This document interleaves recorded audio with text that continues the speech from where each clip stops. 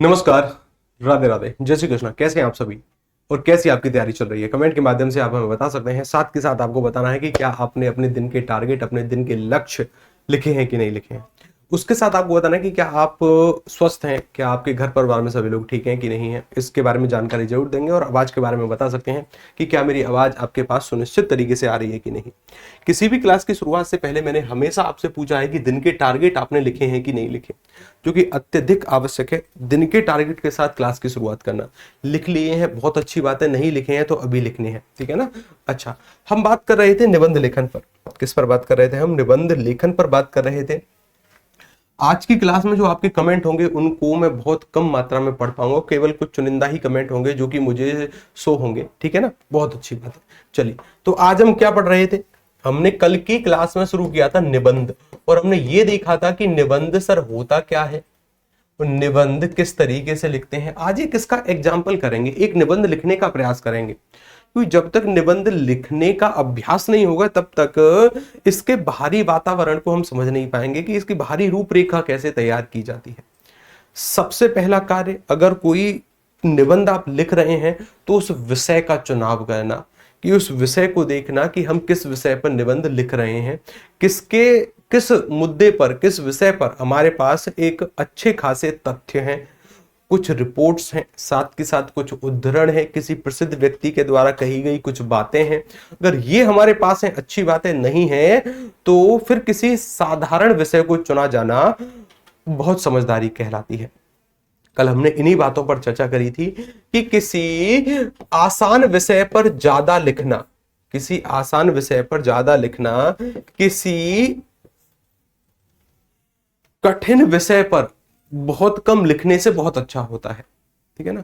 या फिर हमने इन सभी बातों के बारे में बात करी कि अगर आसान विषय पर आप लगभग 80 से 90% लिख पा रहे हैं, तथ्य आपको पता है, और अगर किसी कठिन विषय पर आपके पास 30% या फिर 35% तथ्य हैं, तो मेरा सुझाव यही रहेगा, फिर तो आसान विषय के साथ अपने विषय की शुरुआत करिए और इसी पर निबंध लिखिए। लेकिन यही आंकड़ा अगर 80 से 90% आपके पास आसान विषय के तथ्य हैं, और यही आंकड़ा अगर 50 से 60% भी हो जाता है, तो फिर मैं कहता हूं कि हाँ, अब इस कठिन विषय पर निबंध लिखना आपको चाहिए। यानी ये लगभग लगभग छोटा मोटा आइडिया है जो कि हमें देखना है। चलिए, आज हम एक निबंध पर बात करेंगे। हमारे साथ सभी विद्यार्थी जुड़े हुए हैं। जैसा कि मैंने कल आपसे कहा था कि ये हमारे पास 4 विषय हैं। 4 विषय में से एक एक करके हम लगभग हर एक विषय पर निबंध लिखने का प्रयास करेंगे कि निबंध किस तरीके से लिखे जाते हैं। गुड मॉर्निंग जी, पूर्णिमा जी हमारे साथ हैं, मीनू वर्मा जी हमारे साथ हैं, सफरा जी हैं, संजय दास, अना खान जी हैं, आकांक्षा जी हैं, रिंकू जी हैं। कल कुछ कहा था आपसे कि आपको हो सके तो पर्यावरण के बारे में या फिर उपभोक्तावादी, इसके बारे में कुछ तथ्य जुटाने हैं कि पर्यावरण से हाल ही में कुछ सर्वे हुए होंगे, सर्वों के साथ साथ कुछ रिपोर्ट्स आई होंगी। उन रिपोर्ट्स में क्या आंकड़े प्रस्तुत किए गए, अगर वो आंकड़े हमें पता है ना, तो हमें निबंध लिखने में कुछ आसानी हो जाएगी, बहुत ज्यादा आसानी होगी। एक दमदार निबंध हमारे पास आएगा, ठीक है ना। चलिए, सबसे पहले तो आपको क्या करना है कि सबसे पहले हमें इसका शीर्षक लिखना है। आपको लिखना है कि प्रश्न क्रमांक 1, यानी प्रश्न क्या, उत्तर, उत्तर क्या होगा, उत्तर होगा 1।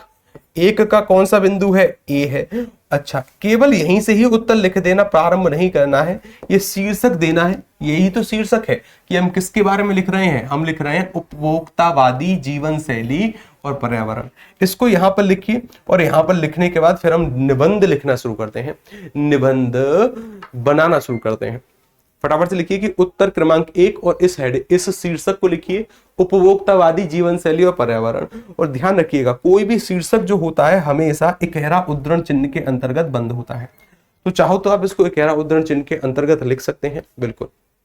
फिर हम शुरुआत करते हैं इस निबंध की, ठीक है। एक निबंध लिखकर देखते हैं, एक निबंध लिखकर देखते हैं कि क्या वास्तव में हम निबंध लिख पा रहे हैं, और लिख रहे हैं तो किस किस आधार पर, किन किन मुद्दों के बारे में हम बताने का प्रयास करेंगे, कहां निष्कर्ष आएगा, कहां पर उद्धरण और कहां पर सूक्तियां आएंगी, इसके बारे में हमें देखना है। गुरुजी, छोटी और बड़ी मात्रा में समस्या हो रही है, कोई दिक्कत नहीं, वो धीरे धीरे ठीक हो जाएगी। अभी क्लास के अंत में उस पर बात कर लेंगे, छोटी और बड़ी मात्रा की भी।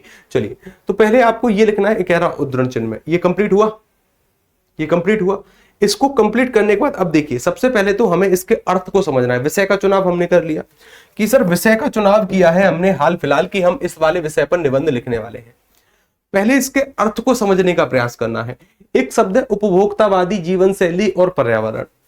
उपभोक्तावादी सबसे पहला ही शब्द है कि ये किसे कहते हैं, उपभोक्तावादी किसे कहा जाता है, ये पहला ही सवाल बनेगा। क्योंकि जब तक इस शब्द के बारे में जानकारी नहीं होगी तो आगे लिख नहीं पाएंगे। उपभोक्तावादी किसे कहते हैं, उपभोक्तावादी बताने का प्रयास करिए, बताने का प्रयास करिए किसे कहते हैं उपभोक्तावादी। हाँ, कुछ विद्यार्थियों को उत्तर आ गए। चलिए पिंकी जी करें गुड मॉर्निंग। गुड मॉर्निंग जी, कैसी हैं आप। मेरा नाम खुशी है। अच्छा, आपका नाम खुशी है, ये भी ठीक है जी। चलिए गुंजन जी कह रहे हैं good morning sir. Good morning जी। चलिए अब देखिए यहाँ पर कि एक सवाल है कि सर निम्नलिखित में से किसी एक विषय पर 600 शब्दों में निबंध लिखिए जिसका विषय मैंने चुन लिया है उपभोक्तावादी जीवन शैली और पर्यावरण है। अब इस विषय का सटीक अर्थ समझना है। पहले देखने का प्रयास करिए, क्या केवल शब्द नहीं है, या साथ साथ, लेकिन, किंतु, परंतु, तो, भी, इस प्रकार के तो शब्द नहीं है। क्योंकि इस प्रकार के शब्द अगर विषय में सम्मिलित होते हैं तो हो सकता है कि हम जो उसका अर्थ समझ रहे हैं वास्तव में वो उस विषय का अर्थ है ही नहीं, उससे कुछ भिन्न अर्थ इसका प्रकट हो तो, ठीक है ना, अच्छी बात है।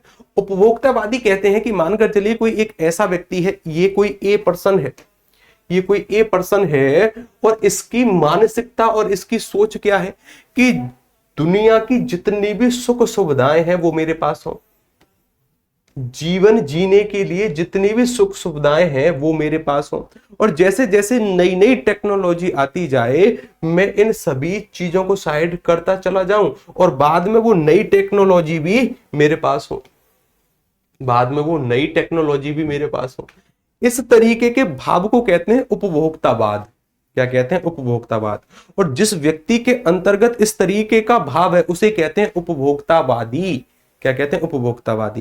यानी ऐसा कोई व्यक्ति जो कि अपनी जीवन शैली जीने के लिए नई नई यानी जो बहुत ज्यादा सामान अपने पास सुसज्जित करके रखता है कि मेरे पास ये भी होना चाहिए, घर में ये भी होना चाहिए, घर में वो भी होना चाहिए, अगर उसका कोई लेटेस्ट वर्जन आया है तो वो भी मेरे पास होना चाहिए। जैसे सामान्यतः हम देखते होंगे कि अगर किसी के पास आईफोन है, किसी के पास आईफोन है, और अगर आईफोन का जैसे ही लेटेस्ट मॉडल आता है ना तो उनको चाहिए कि हमारे पास वो मॉडल होना चाहिए।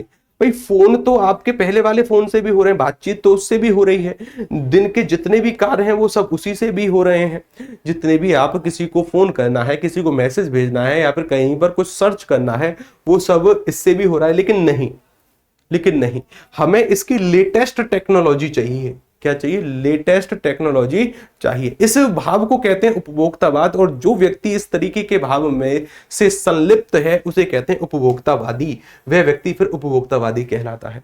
इस शब्द का अर्थ समझ में आया कि सर इस शब्द का अर्थ क्या होगा। यानी ये कहने का प्रयास कर रहा है कि ऐसे व्यक्ति जो कि इस तरीके के भाव पर जीवन शैली जीने का प्रयास करते हैं कि इस दुनिया की सारी की सुख सुविधाएं जितनी भी वस्तुएं उनके पास हो, उसका पर्यावरण से क्या संबंध है, उसका पर्यावरण से क्या संबंध है, इस पर हमें क्या लिखना है, एक 600 शब्दों में निबंध लिखने का प्रयास करना है। विषय का अर्थ स्पष्ट हुआ कि विषय का अर्थ क्या है। विषय का अर्थ है कि सर ऐसे जितने भी व्यक्ति या फिर ऐसा कोई भी समाज जो कि ये सोचता हो कि दुनिया की सारी सुख सुविधाएं जितनी भी वस्तुएं हैं वो मेरे पास रहें, वो मेरे पास रहें, इसका पर्यावरण पर क्या प्रभाव पड़ता है, क्या प्रभाव नहीं पड़ता है, क्या इसके उपाय हैं, क्या बचाव के तरीके हैं, या जो प्रसिद्ध व्यक्ति हैं उन्होंने इसके बारे में क्या कहा, ये सभी बातों का उल्लेख करेंगे। उससे पहले है कि सर इसका अर्थ समझना, और अर्थ हम समझ चुके हैं कि सर अर्थ इसका क्या है। अब लिखने में थोड़ी सी आसानी हो जाएगी, ठीक है। उसको बनाने में पर्यावरण की क्षति होती है, बिल्कुल आपने सही कहा। इन सभी को देखो, अब अगर आपको सामान चाहिए तो सामान तो कच्चे माल से ही बनेगा, और कच्चे माल के लिए पर्यावरण का दोहन होना सुनिश्चित है, पर्यावरण का दोहन होना सुनिश्चित है। उसका पर्यावरण पर क्या प्रभाव पड़ेगा उसी के बारे में हमें निबंध लिखना है। तो पहले लिखिए उत्तर क्रमांक ए, उसके बाद ये विषय लिखिए, विषय। और सबसे पहला जो हमारा जो निबंध होता है ना, निबंध में मैंने आपको बताने का प्रयास किया था कि इसकी जो शुरुआत होती है या तो किसी प्रसिद्ध व्यक्ति के कथन के द्वारा आप कर सकते हैं कि कोई एक ऐसा व्यक्ति है जिसने इस विषय से संबंधित कुछ कह दिया है, उसकी बातें सर्वमान्य वो हैं। या फिर अगर आप भी कोई कुछ पंक्ति बना पाए ना, उसका भी प्रयोग कर सकते हैं। अगर आप भी कोई पंक्ति बना पाए, पहली चीज सबसे पहले प्रायोरिटी पर रखना है कि किसी प्रसिद्ध व्यक्ति के द्वारा कही गई कोई सूक्ति, किसी प्रसिद्ध व्यक्ति के द्वारा कही गई कोई उक्ति या कथन या फिर कोई सूक्ति, इसका प्रयोग हमें करना है। अगर ये हमें नहीं मिलती है तो आप किसी घटना को आधार बनाकर शुरुआत कर सकते हैं, कोई एक उदाहरण से शुरुआत कर सकते हैं, किसी उदाहरण से, ठीक है ना। कि मानकर चलिए आप किसी ऐसे समाज से वाकिफ हैं, और समाज नहीं, व्यक्ति नहीं, समाज, चाहो तो व्यक्ति को भी उदाहरण के रूप में प्रयोग कर सकते हैं, लेकिन फिर वो उत्तम पुरुष शैली की जगह अन्य पुरुष शैली में प्रयोग करना। उत्तम पुरुष शैली अर्थात मैं जानता हूं, मुझे पता है, मेरे घर के पास एक ऐसी घटना हुई है, ऐसे शब्दों का प्रयोग नहीं होता है कि मुझे पता है, मेरे घर के पास एक ऐसी घटना हुई है, मैं एक व्यक्ति को जानता हूं। उत्तम पुरुष शैली में नहीं, उत्तम पुरुष शैली में नहीं। अपने आप को आधार बनाकर फिर हमें एग्जाम्पल कोई घटना के बारे में नहीं बताना होता है, ठीक है ना। अन्य पुरुष शैली में कि वे इस तरीके की शैली में फिर हमें कोई एग्जाम्पल प्रयोग करना है, ठीक है ना। अच्छी बात है। या तो किसी उदाहरण के साथ, अगर कोई उदाहरण भी आपको नहीं मिलता है तो अगर आप कोई पंक्ति बना पाते हैं, कोई लाइन अगर आप सोच पाते हैं, तो वो आप यहां पर प्रयोग कर सकते हैं। या फिर कोई कविता आपको ध्यान आ रही है, या कोई भी पंक्ति आपको ध्यान आ रही है, हालांकि उस समय पर उस प्रेशर में पंक्ति बना पाना ये संभव नहीं है, ये संभव नहीं, बहुत कम संभावना है। संभव नहीं होना गलत शब्द हो जाएगा, संभावनाएं कम हो जाती हैं कि उसी समय हम बना पाए। जैसे देखिए, अगर मैं इस विषय पर निबंध लिखने का प्रयास कर रहा हूं तो मुझे पता है कि महात्मा गांधी ने इस विषय के बारे में कुछ कहा है, और महात्मा गांधी की बात से मैं शुरुआत कर सकता हूं, अपने निबंध लेखन की। मैं इन शब्दों से शुरुआत कर सकता हूं कि यह पृथ्वी हर व्यक्ति की आवश्यकता को पूरा करने के लिए पर्याप्त संसाधन प्रदान करती है। क्या करती है? यह पृथ्वी हर व्यक्ति की आवश्यकता को पूरा करने के लिए संसाधन प्रदान करती है, लेकिन हर व्यक्ति के लालच को पूरा करने के लिए नहीं। बिल्कुल सटीक पंक्ति होंगी आपके निबंध की स्टार्टिंग के लिए, बिल्कुल सटीक पंक्ति, और इससे अच्छी पंक्ति शायद ही कुछ होगी। हालांकि बीच बीच में हम अलग अलग प्रकार की पंक्तियों का प्रयोग करेंगे, जैसे जैसे हम निबंध में आगे बढ़ेंगे अलग अलग प्रकार की पंक्ति ले लिखेंगे, लेकिन शुरुआत के लिए बिल्कुल सटीक पंक्ति है, शुरुआत के लिए बिल्कुल सटीक पंक्ति है। तो फटाफट से ये पंक्ति लिखो, फटाफट से शुरुआत में ही लिखो ये पंक्ति, और नीचे कहीं पर जगह मिले तो लिख देना कि ये महात्मा गांधी जी ने कहा है, या फिर शुरुआत में ही स्टार्टिंग कर सकते हैं कि महात्मा गांधी के अनुसार, महात्मा गांधी के अनुसार। वैसे ऐसा करना थोड़ा सा कम उचित होता है, डायरेक्ट पंक्ति लिखिए दोहरा उद्धरण चिन्ह के साथ, क्योंकि किसी के द्वारा कही गई बात दोहरे उद्धरण चिन्ह में प्रयोग होती है, और ये वाली पंक्ति लिखने का प्रयास करिए, और नीचे लिख देना महात्मा गांधी। क्या लिख दोगे? महात्मा गांधी। फटाफट से लिखिए इसको, फिर मैं कुछ बोलूंगा आपको तुरंत नोट करना है। अच्छा देखो, हमारे जो आशीष जी हैं वो कह रहे हैं कि गुरुजी सूक्ति की व्याख्या करना कठिन है क्या? अभी मैं इस विषय पर आऊंगा कि क्या वास्तव में ये जो हमने सूक्ति लिखी है इसकी व्याख्या हमें करनी चाहिए कि नहीं। अभी ये नहीं लिखना है, ठीक है ना, अभी ये नहीं लिखना है, उसको लिखिए, ठीक है, उसको लिखिए फटाफट से कि यह पृथ्वी हर व्यक्ति की आवश्यकता को पूरा करने के लिए पर्याप्त संसाधन प्रदान करती है, लेकिन हर व्यक्ति के लालच को पूरा करने के लिए नहीं। महात्मा गांधी के कथन है। कितना लिखवाएंगे सर? लगभग 600 शब्द, लगभग 600 शब्द लिखेंगे हम। कितने शब्द लिखेंगे? लगभग 600 शब्द। मैं उम्मीद कर रहा हूं कि आपने लिखा होगा। अब जरा देखिए, एक बहुत ही प्यारा सा सवाल पूछा कि क्या सर इस सूक्ति की व्याख्या करना भी ठीक है कि नहीं है। मेरा व्यक्तिगत मत ये कहता है कि अगर आप किसी सरल भाषा की सूक्ति का प्रयोग कर रहे हैं और वहां पर फिर उसके व्याख्या की आवश्यकता नहीं होती। हाँ, लेकिन अगर आपने कुछ किसी इंग्लिश भाषा की सूक्ति का प्रयोग किया, ऐसा नहीं है कि अगर हम हिंदी भाषा में निबंध लिख रहे हैं तो इंग्लिश भाषा की कोई सूक्ति प्रयोग नहीं कर सकते, बिल्कुल कर सकते हैं।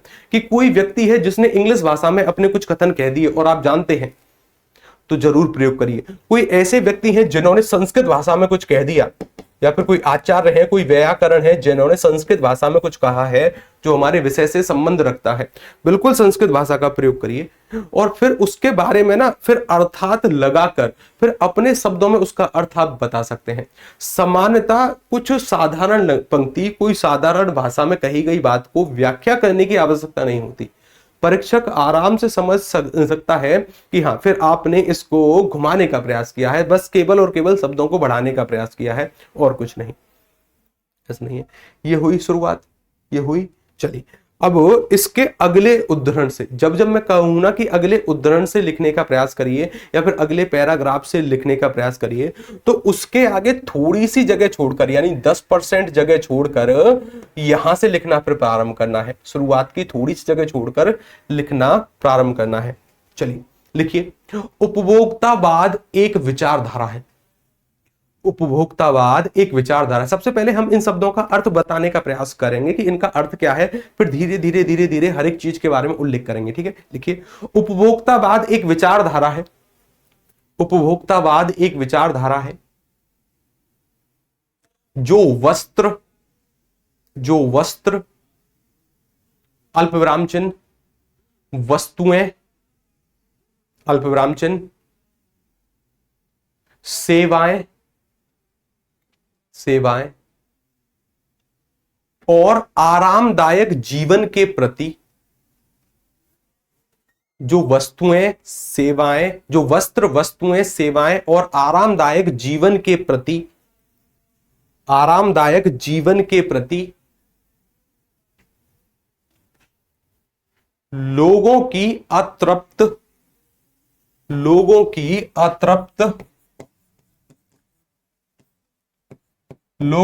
अतृप्त लालसा को प्रोत्साहित करती है। लालसा को प्रोत्साहित करती है। लालसा को प्रोत्साहित करती है। अतृप्त लालसा को प्रोत्साहित करती है, पूर्ण विराम चिन्ह। अतृप्त लालसा को प्रोत्साहित करती है, पूर्ण विराम चिन्ह,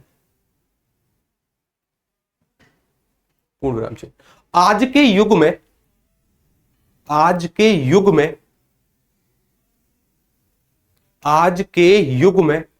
अल्पविराम चिन्ह, आज के युग में उपभोक्तावादी जीवन शैली, आज के युग में उपभोक्तावादी जीवन शैली, अपनी स्पीड थोड़ी सी बढ़ाना क्योंकि 600 शब्द हैं, थोड़ा बहुत समय लग सकता है। हाँ, आज के युग में मैं के बाद एक अल्पविराम चिन्ह, उपभोक्तावादी जीवन शैली न केवल एक सामाजिक और आर्थिक मुद्दा बन गई है। उपभोक्तावादी जीवन शैली न केवल एक सामाजिक और आर्थिक मुद्दा बन गई है, न केवल सामाजिक और आर्थिक मुद्दा बन गई है, अल्पविराम चिन्ह, बल्कि इसने पर्यावरण पर भी गहरा और स्थायी प्रभाव डाला है। बल्कि इसने पर्यावरण पर गहरा और स्थायी प्रभाव डाला है। बल्कि इसने पर्यावरण पर गहरा और स्थायी प्रभाव डाला है, पूर्ण विराम चिन्ह।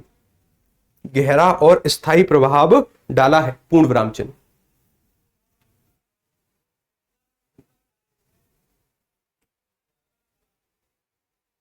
पूर्ण विराम चिन्ह। अब अगले अनुच्छेद से लिखने का प्रयास करना। अगले अनुच्छेद से यानी मतलब अगले पैराग्राफ से आगे जब जब मैं कहूं ना कि तो ना आगे 10% जगह छोड़ना और अगली लाइन से लिखना शुरू करना। उपभोक्तावादी जीवन शैली का मूल आधार यह है कि, उपभोक्तावादी जीवन शैली का मूल आधार यह है कि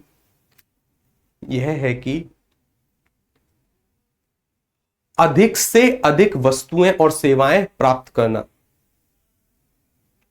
उपभोक्तावादी जीवन शैली का मूल आधार यह है कि अधिक से अधिक वस्तुएं और सेवाएं प्राप्त करना।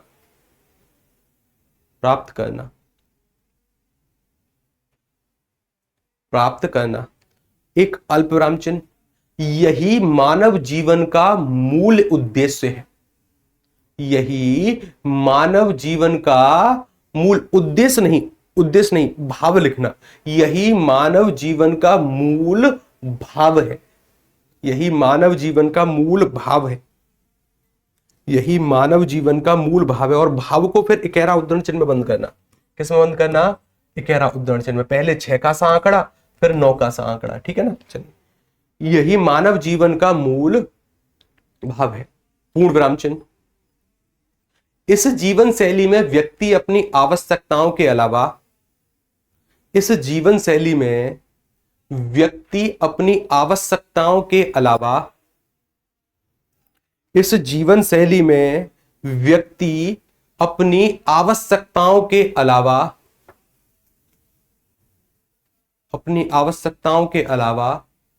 अपनी इच्छाओं को भी पूरा करने के लिए अपनी इच्छाओं को पूरा करने के लिए अपनी इच्छाओं को पूरा करने के लिए विभिन्न संसाधनों का अत्यधिक उपयोग करता है। विभिन्न संसाधनों का अत्यधिक उपयोग करता है। विभिन्न संसाधनों का अत्यधिक उपयोग करता है। पूर्ण विराम चिन्ह। पूर्ण विराम चिन्ह। यह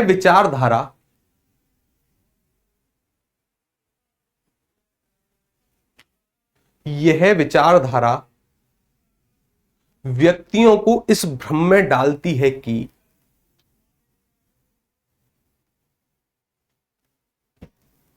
यह विचारधारा व्यक्तियों को इस भ्रम में डालती है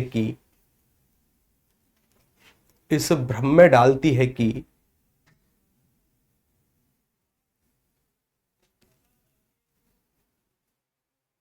उनके जीवन में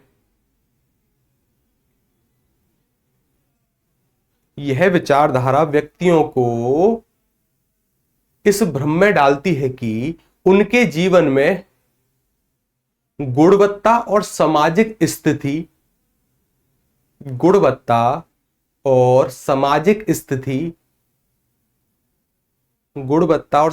स्थिति उनके द्वारा उपयोग की गई वस्तुओं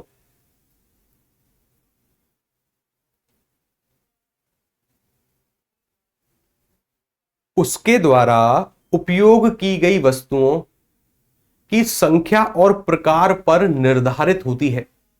उसके द्वारा उपयोग की गई वस्तुओं की संख्या और प्रकार पर निर्धारित होती है। पूर्ण विराम चिन्ह। परिणाम स्वरूप अल्प विराम चिन्ह लोग वस्त्र। अब जितनी भी शब्द में बोलूं ना, सभी के अंत में अल्प विराम चिन्ह का प्रयोग करना। परिणाम स्वरूप लोग वस्त्र अल्प विराम चिन्ह, इलेक्ट्रॉनिक उपकरण अल्प विराम चिन्ह, इलेक्ट्रॉनिक उपकरण अल्प विराम चिन्ह, वाहन और अन्य सामग्री की खरीदारी में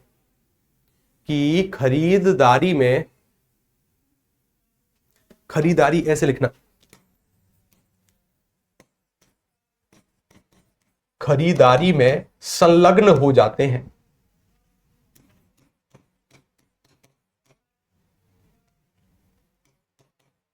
संलग्न हो जाते हैं। पूर्ण विराम चिन्ह। संलग्न हो जाते हैं। पूर्ण विराम चिन्ह। अभी देखिए, अभी हमने क्या किया? अभी ना हमने इसका मतलब बताने का प्रयास किया कि वास्तव में ये है क्या, वास्तव में उपभोक्तावाद है क्या। अब पर्यावरण से इसका संबंध दर्शाने का हम प्रयास करेंगे कि वास्तव में इन सभी बातों का पर्यावरण पर क्या प्रभाव पड़ता है। एक सवाल किसी के द्वारा आया है, केजीएस जी पूछ रहे हैं कि सर ये जो क्लासेस चलेंगी, थोड़ा बहुत समय हमें रिवीजन के लिए भी चाहिए, तो कितने दिन और ये क्लासेस चलेंगी? तो मुश्किल से जैसे ही हम 2-3 निबंध हमने कंप्लीट किए, तो उसके बाद ये क्लास क्या हो जाएगी? समाप्त हो जाएगी, फिर आपके पास पर्याप्त रिवीजन के लिए समय होगा। ठीक है ना। चलिए अब आगे लिखना हमें शुरू करना है। इस उपभोक्तावादी जीवन शैली का, अब देखो पर्यावरण से संबंध इसका दिखाने का प्रयास करेंगे। इस उपभोक्तावादी जीवन शैली का, इस उपभोक्तावादी जीवन शैली का पर्यावरण पर अत्यंत घातक प्रभाव पड़ता है। इस उपभोक्तावादी जीवन शैली का पर्यावरण पर अत्यधिक घातक प्रभाव पड़ता है, अत्यधिक घातक प्रभाव पड़ता है, पूर्ण विराम चिन्ह, अत्यधिक घातक प्रभाव पड़ता है। जब लोग अधिक मात्रा में वस्तुओं की खपत करते हैं, जब लोग अत्यधिक मात्रा में वस्तुओं की खपत करते हैं, अत्यधिक खपत करते हैं, अल्पविराम चिन्ह, तो इसे पूरा करने के लिए, तो इसे पूरा करने के लिए, तो इसे पूरा करने के लिए प्राकृतिक संसाधनों की, तो इसे पूरा करने के लिए प्राकृतिक संसाधनों की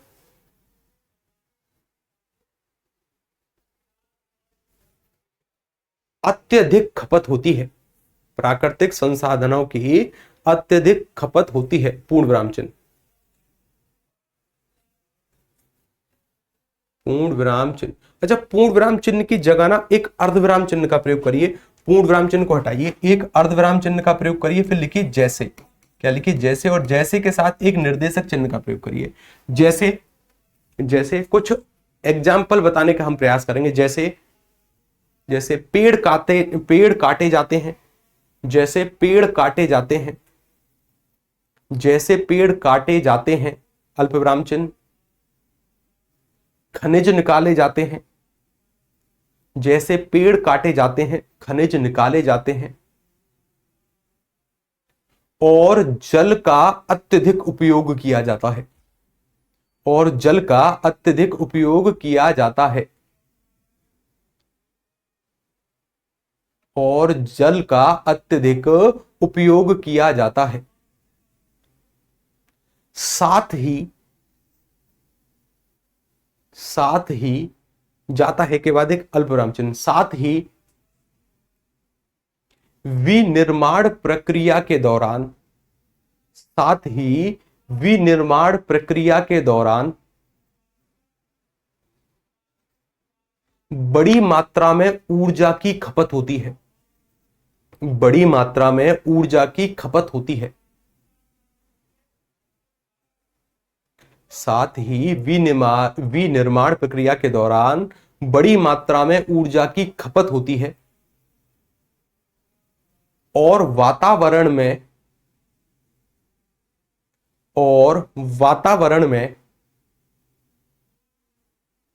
और वातावरण में ग्रीन हाउस गैसों का उत्सर्जन होता है, और वातावरण में ग्रीन हाउस गैसों का उत्सर्जन होता है, अल्पविराम चिन्ह,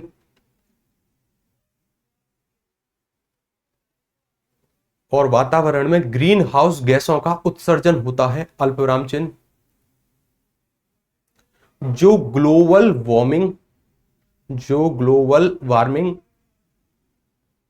जो ग्लोबल वार्मिंग और जलवायु परिवर्तन को गति देता है, जो ग्लोबल वार्मिंग और जलवायु परिवर्तन को गति देता है, पूर्ण विराम चिन्ह, जो ग्लोबल वार्मिंग और जलवायु परिवर्तन को गति देता है, पूर्ण विराम चिन्ह।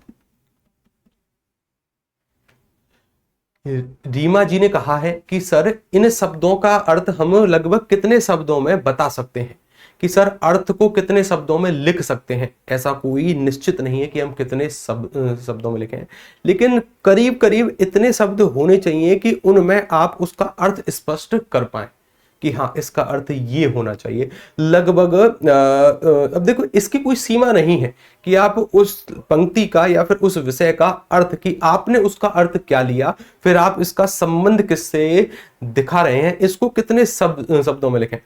ऐसा कोई निश्चित नहीं है कि इनको इतने ही शब्दों में लिखा जाएगा।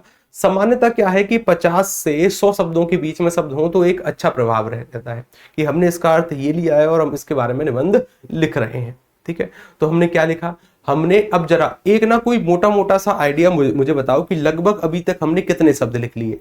क्या 150 के आसपास शब्द अभी तक हमारे हो चुके हैं, या 150-200 के बीच में शब्द अभी तक हमने लिख लिए हैं? जरा कोई देखकर बताइए कि लगभग कितने शब्द हो गए, 150 या फिर 200 के आसपास हो गए। सामान्यतः क्या है कि जैसे ही कोई नया प्रसंग आप शुरू करते हैं या फिर किसी नए मुद्दे के बारे में बताने का प्रयास करते हैं, उससे संबंधित कोई पंक्ति या कोई सूक्तियां है ना, तो आवश्यक है कि उनका प्रयोग करिए। ठीक है ना। या फिर सामान्यतः क्या है कि अगर आपने एक पैराग्राफ लिखा या फिर 150-200 शब्द आपने लिखे, पढ़ते समय बोरियत ना हो परीक्षक को, तो उसके बीच में क्या है कि कुछ पंक्तियों का प्रयोग हमें करना है। लगभग हो गए ना 200। अब ये बिल्कुल सही मौका है कि हमें एक और उद्धरण या फिर किसी व्यक्ति के द्वारा कही गई बातों को प्रदर्शित यहाँ पर करना है। लगभग 200 या फिर 220, 230, जहां पर भी आपको ऐसी आवश्यकता लगती है कि हाँ अब ये पढ़ना थोड़ा सा बोरियत फील होगा मुझे भी और उसे भी, तो वहां पर किसी ऐसे प्रसंग का हमें उल्लेख करना है या फिर किसी ऐसी पंक्ति का या फिर किसी ऐसी सूक्ति का उल्लेख करना है जो कि उससे मिलती जुलती हो या फिर आगे आने वाले प्रसंग से मिलती जुलती हो। ठीक है ना।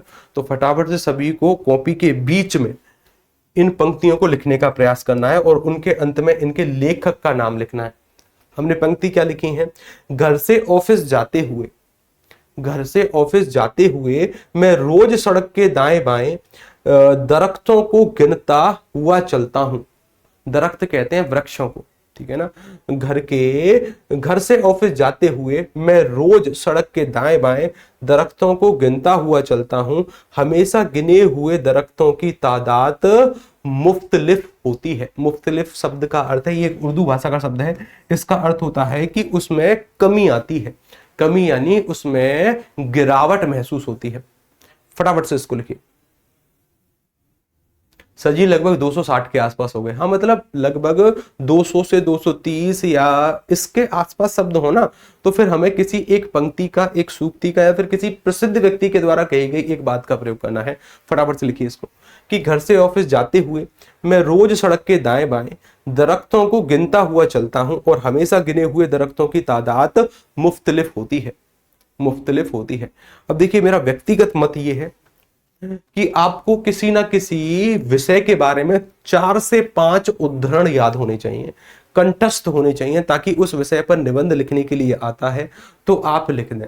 या फिर किसी प्रसिद्ध व्यक्ति के द्वारा कहे गए निबंध आपको याद आ रहे हैं, मतलब उद्धरण कुछ याद आ रहे हैं, लेकिन उनके शब्द आपको याद नहीं है कि उस व्यक्ति ने किन शब्दों में इस बात को कहा है, तो आप उसका भावार्थ अपने शब्दों में लिख सकते हैं कि इसका अर्थ यह है कि उस व्यक्ति का मत है कि उस XYZ व्यक्ति का मत है कि, और जो उसने कहा है उसको अपने शब्दों में वहां पर प्रदर्शित कर सकते हैं। कोई संस्कृत के उद्धरण याद आ रहे हैं, कोई संस्कृत की बात याद आ रही है, कोई श्लोक याद आ रहा है, मानकर चलिए समानता क्या है कि संस्कृत के उद्धरण को ज्यों का त्यों लिखने में बड़ी कठिनाई होती है। समानता संस्कृत और इंग्लिश के, हालांकि जो इंग्लिश भाषा है उसके तो आप उद्धरण एज इट इज प्रयोग कर सकते हैं, लेकिन संस्कृत के उद्धरण लिखते समय बड़ी कठिनाई होती है कि सर शब्द बड़े जटिल होते हैं, तो उनको एज इट इज जो कहते हैं लिख पाना बड़ी ही कठिनाई होती है, तो उनको फिर भावार्थ के रूप में हम प्रदर्शित करते हैं, लिखने का प्रयास करते हैं। तो हमने पंक्ति लिखी, इसके लेखक लिखे कि ये कौन है। इसके बाद अब अगले उद्धरण से लिखना हमें शुरू करना है, अगले पैराग्राफ से लिखना हमें शुरू करना है। लिखिए एक और समस्या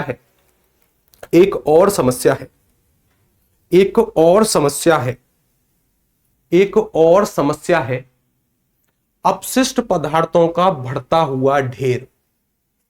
एक और समस्या है अवशिष्ट पदार्थों का बढ़ता हुआ ढेर।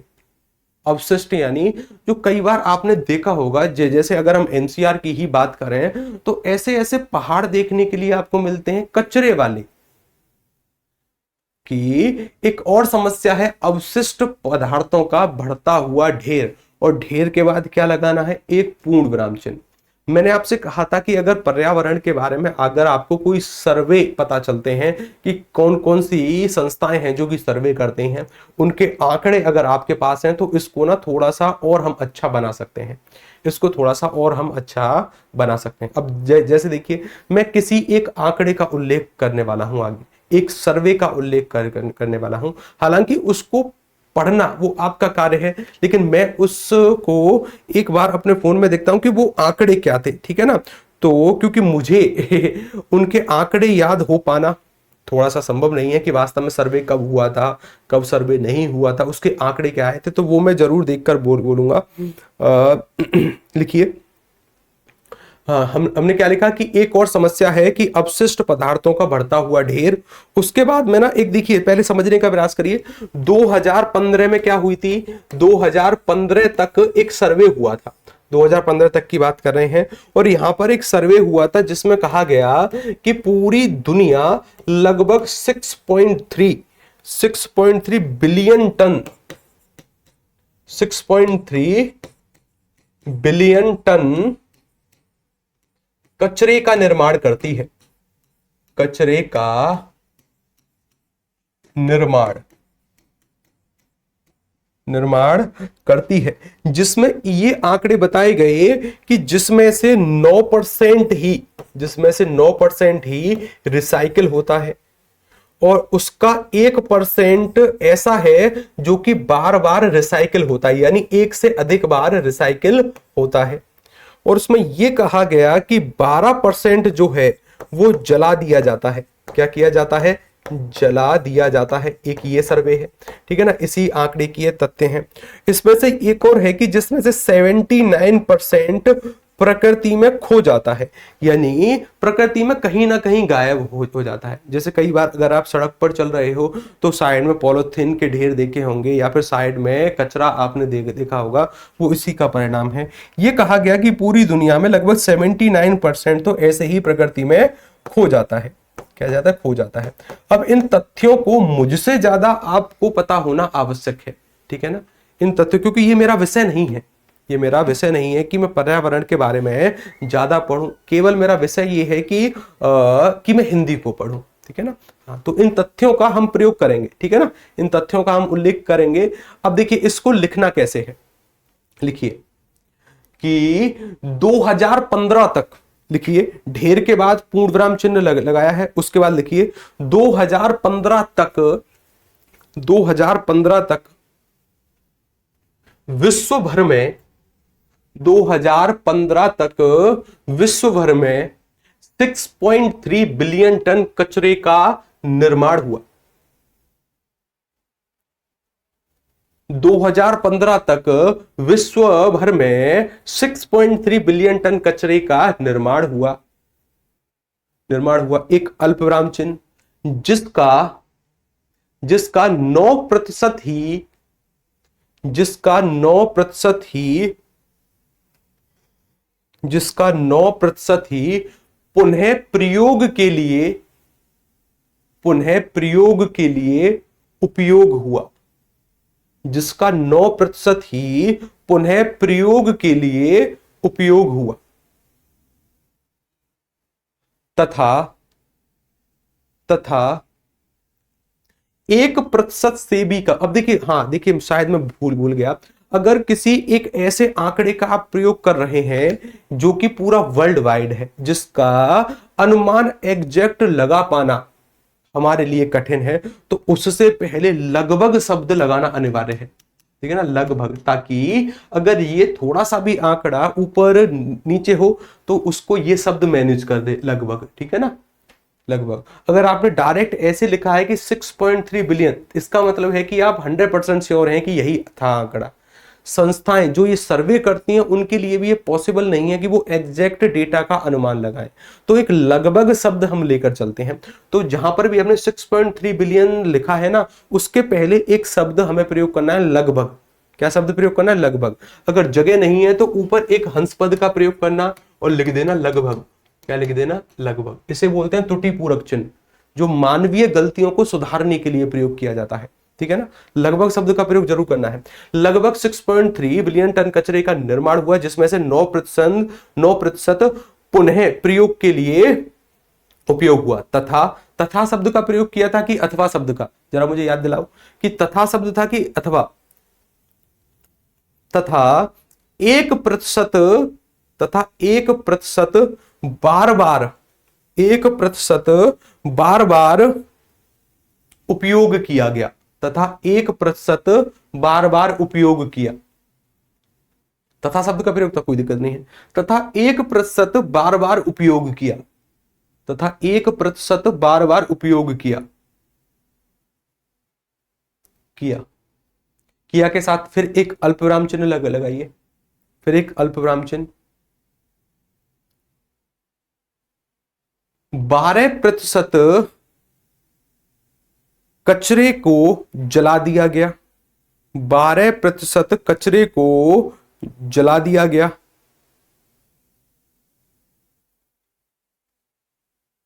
साथ ही 79%, साथ ही 79% प्लास्टिक कचरा, साथ ही 79% प्लास्टिक कचरा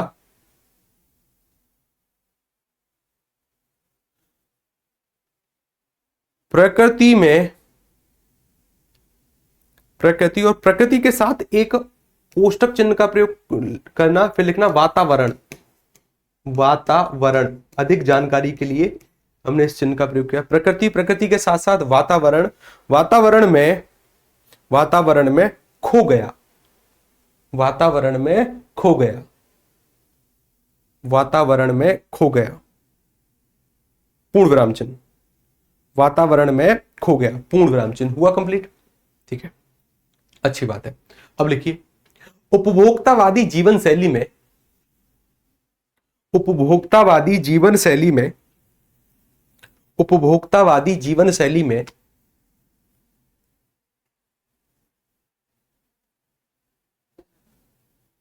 बहुत जल्दी वस्तुएं, बहुत जल्दी वस्तुएं पुरानी और अप्रासंगिक होती हैं। उपभोक्तावादी जीवन शैली में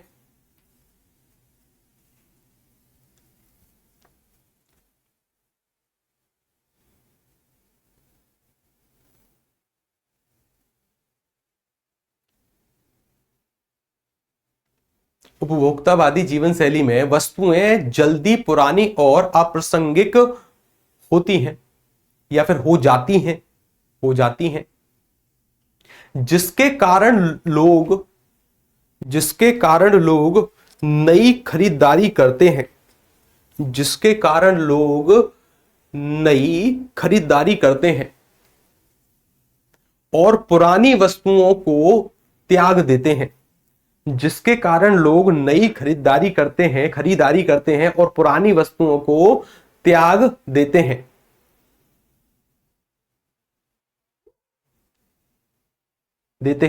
पूर्ण विराम चिन्ह। यह एकल उपयोग की संस्कृति को बढ़ावा देता है, यह एकल उपयोग संस्कृति को बढ़ावा देता है, यह एकल उपयोग संस्कृति को बढ़ावा देता है। एकल उपयोग यानी एक बार प्रयोग किया और फेंक दिया, यह एकल उपयोग संस्कृति को बढ़ावा देता है। अल्पविराम चिन्ह। जिससे कचरे की मात्रा निरंतर वृद्धि होती है, जिससे कचरे की मात्रा में निरंतर वृद्धि होती है, जिससे कचरे की मात्रा में निरंतर वृद्धि होती है। पूर्ण विराम चिन्ह। जिससे कचरे की मात्रा में निरंतर वृद्धि होती है। पूर्ण विराम चिन्ह, पूर्ण विराम चिन्ह। प्लास्टिक, अल्पविराम चिन्ह। इलेक्ट्रॉनिक कचरा, अल्पविराम चिन्ह। प्लास्टिक, इलेक्ट्रॉनिक कचरा और अन्य विषाक्त पदार्थों का, प्लास्टिक, इलेक्ट्रॉनिक कचरा और अन्य विषाक्त पदार्थों का, विषाक्त पदार्थों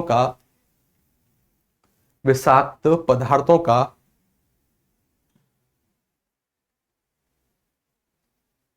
अनियंत्रित निपटान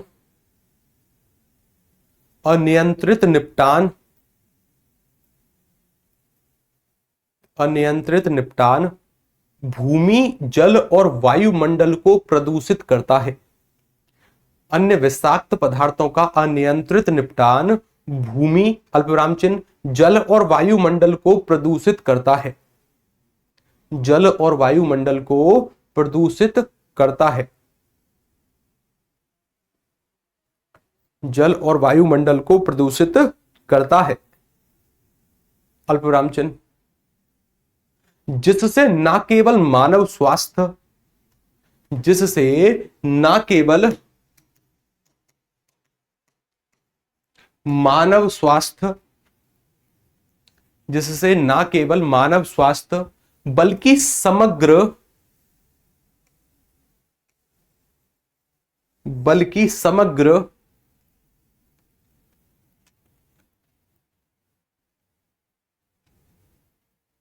पारिस्थितिकी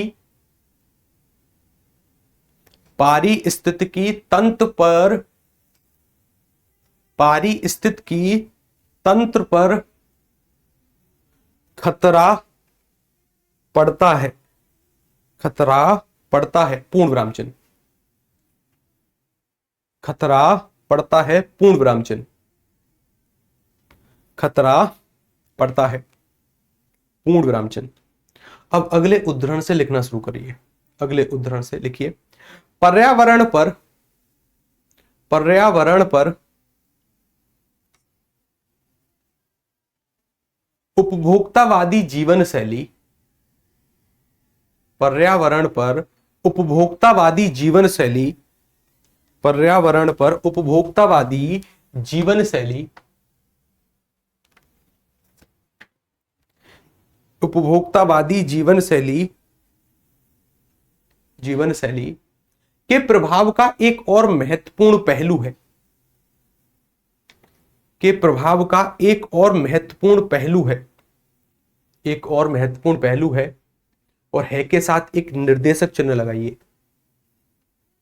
एक और महत्वपूर्ण पहलू है, और है के साथ एक निर्देशक चिन्ह। ऐसे एक और महत्वपूर्ण पहलू है जिसका नाम है, मतलब अभी मैं बोलने का प्रयास कर रहा हूं कि वह कौन सा पहलू है। ऐसा लिखने का प्रयास नहीं करना है कि जिसका नाम है, बिल्कुल नहीं।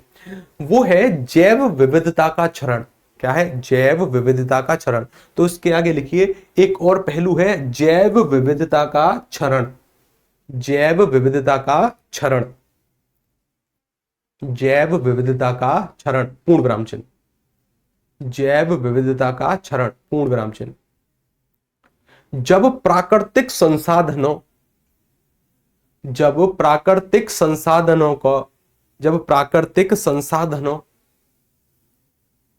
का अत्यंत दोहन होता है। जब प्राकृतिक संसाधनों का अत्यंत दोहन होता है और औद्योगिकरण के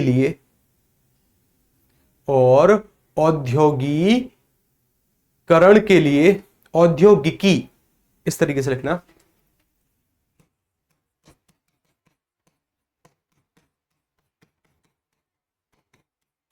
औद्योगिकीकरण के लिए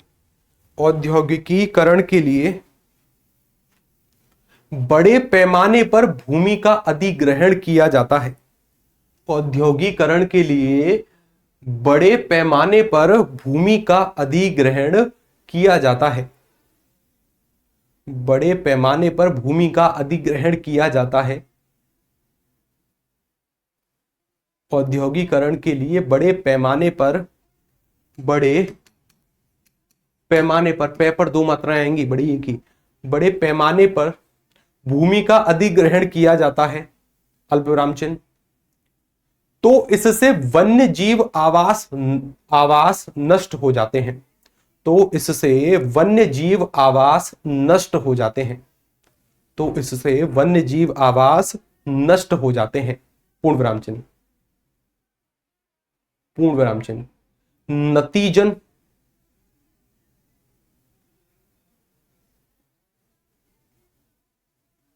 नतीजन ऐसे लिखना, नतीजन, या फिर नतीज तन का प्रयोग करना। नतीज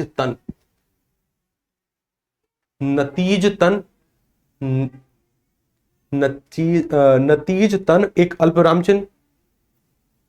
कई प्रजातियां विलुप्त हो जाती हैं। कई प्रजातियां विलुप्त हो जाती हैं और पारिस्थितिकी तंत्र की प्रकृति, कई प्रजातियां विलुप्त हो जाती हैं, अल्पविराम चिन्ह, और पारिस्थितिकी तंत्र की तंत्र की तंत्र की की प्रकृति संतुलन अवस्था से या संतुलित अवस्था से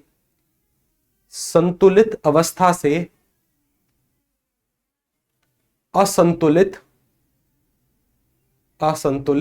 हो जाती है, पूर्ण विराम चिन्ह। संतुलित अवस्था से असंतुलित हो जाती है, पूर्ण विराम चिन्ह। क्या लगाओगे? पूर्ण विराम चिन्ह, पूर्ण विराम चिन्ह। वर्तमान में अगले उद्धरण से लिखना। वर्तमान में सर जी उद्धरण को ब्लैक पेन से लिख सकते हैं क्या? उद्धरण को ब्लैक पेन से लिख सकते हैं क्या? लिख सकते हैं, ठीक है ना। और इसके बारे में सटीक जानकारी मैं आपको कल की क्लास में दूंगा कि हाँ ऐसा करना ठीक रहेगा कि नहीं। हालांकि वैसा कोई दिक्कत नहीं आएगी, आप प्रयोग कर सकते हैं, जरूर लिख सकते हैं। हालांकि फिर उतना परीक्षा में समय नहीं होता कि आप पेन चेंज करें, लेकिन हाँ फिर भी आप प्रयोग कर सकते हैं, ठीक है ना। चलिए, वर्तमान में उपभोक्तावादी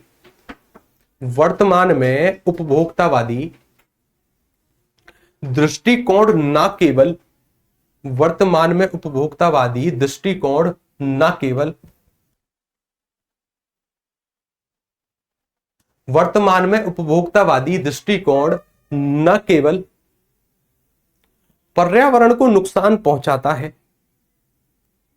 पर्यावरण को नुकसान पहुंचाता है, एक अल्पविराम चिन्ह,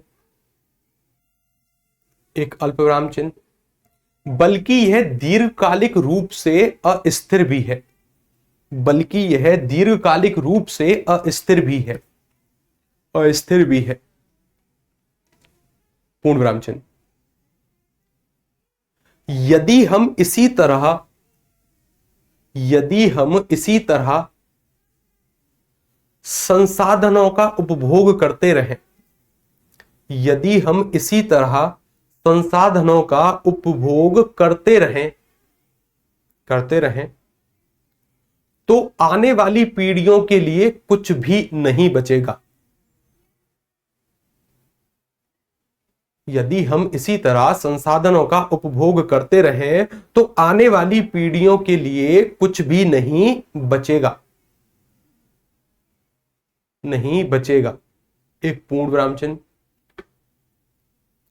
हमें इस बात पर ध्यान केंद्रित करने की आवश्यकता है, हमें इस बात पर ध्यान केंद्रित करने की आवश्यकता है, हमें इस बात पर ध्यान केंद्रित करने की आवश्यकता है, हमें इस बात पर ध्यान केंद्रित करने की आवश्यकता है कि हमारे उपभोग के तरीकों को कैसे बदला जाए, हमारे उपभोग के तरीकों को कैसे बदला जाए, ताकि हम हमारे उपभोग के तरीकों को कैसे बदला जाए ताकि हम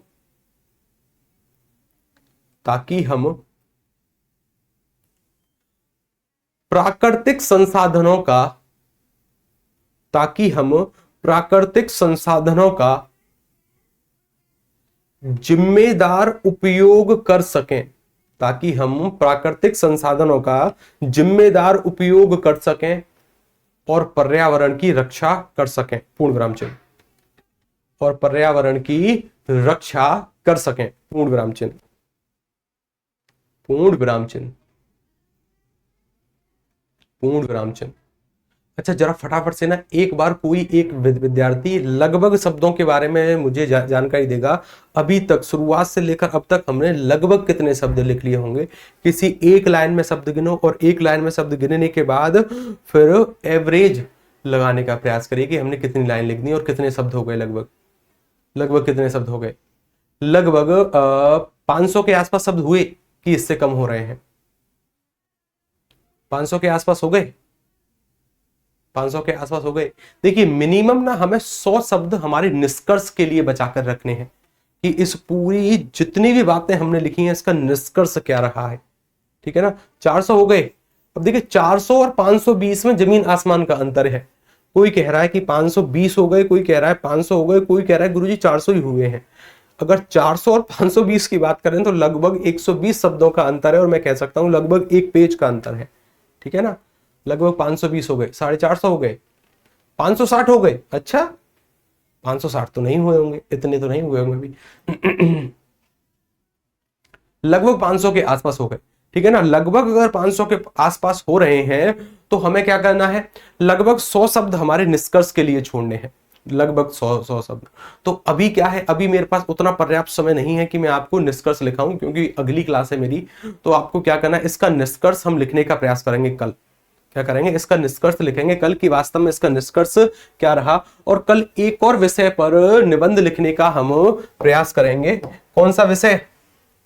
ऑनलाइन शिक्षा की समस्याएं, या फिर आतंकवाद एक चुनौती। दोनों ही विषय अच्छे हैं। एक है आतंकवाद एक चुनौती, एक ऑनलाइन शिक्षा की सीमाएं। एक ऑनलाइन, किसी का एक सवाल आया कि सर निबंध के बीच में हमें हेडिंग देनी चाहिए कि नहीं देनी चाहिए। तो वो निबंध पर वेरी करता है कि आप किस तरीके का निबंध लिख रहे हैं। वो हम कल बात करेंगे उसके बारे में। हालांकि निबंध में भी बीच में हमें हेडिंग देनी होती है, आवश्यक भी होती हैं, लेकिन बहुत सारे निबंध ऐसे होते हैं जहां पर आवश्यकता भी नहीं होती। अलग अलग उद्धरण के साथ या फिर अलग अलग पैराग्राफ के साथ हम हमारी बात को चेंज करके लिखने का प्रयास करते हैं। ठीक है ना? आपको एक काम करना है, आपको आतंकवाद के संबंध में जितने भी सर्वे हुए हैं, मतलब सभी तो नहीं, कुछ कुछ जो महत्वपूर्ण सर्वे हुए हैं उनके डेटा को कलेक्ट करने का प्रयास करना है कि सर कौन कौन से सर्वे हुए हैं, कौन कौन सी रिपोर्ट आतंकवाद के विषय में क्या कहती हैं। और हो सके तो ऑनलाइन शिक्षा की जो समस्याएं हैं इस पर कोई सर्वे अगर हुए हैं तो आपको इसके बारे में खोजने का प्रयास करना है। ठीक है ना? थोड़ी बहुत मेहनत आपको करनी है, इसके बारे में खोजने का प्रयास करिएगा। क्यों? क्योंकि अभी आप ना इन मुद्दों को वर्तमान रूप से पढ़ रहे हैं, क्योंकि आप करंट अफेयर पढ़ रहे हैं, उसकी तैयारी कर रहे हैं। वर्तमान की स्थिति को ध्यान में रखते हुए भी आप इस पर एक निबंध लिख सकते हैं। जैसे हमास है, इसराइल है, इनके बीच का जो युद्ध है और अलग अलग स्थितियां हो सकती हैं, उसके आधार पर एक अच्छा निबंध हमारे पास हो सकता है। रह गया इस निबंध का निष्कर्ष, जो कि हम कल वाली क्लास में कंप्लीट करेंगे। तब तक के लिए नमस्कार, राधे राधे, जय श्री कृष्णा।